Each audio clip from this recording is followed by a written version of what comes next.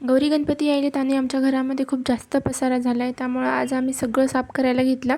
दरवर्षी आम्ही हॉलमध्ये बसवतात, पण यावर्षी थोडंसं अडचण वाटायली, त्यामुळे इकडच्या रूममध्ये बसवायचं ठरवलंय. आणि हे जे बॉक्स आहेत ते लक्ष्मीचे आहेत, ते इकडच्या सजावर ठेवायचे जिथं मूर्ती आहेत त्या, कारण इथं खाली गणपती बसवायचा होता आणि मग ती काढता येणार नव्हती. आणि हे बघा, ही गेल्या वर्षी सानूला राधा बनवलं होतं, तर त्यासाठी कशी डेकोरेट केलेली होती. लेकरांचा पसारा सजावटचं काढून घेतला होता आणि दिदी लगेच जाळ्या पण काढून लागली.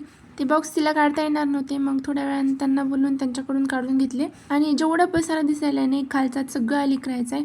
हे कटोर आहे ना, गेल्या वर्षी आले होते आम्हाला हळदी कुंकाला, पण ते असे काही यूज होत नाहीत. म्हणलं लक्ष्मीमध्ये तरी आले तर आले. त्यानंतर उठली धनू आणि दिदीला म्हणलं बाकीचं आता तू घे आवरून.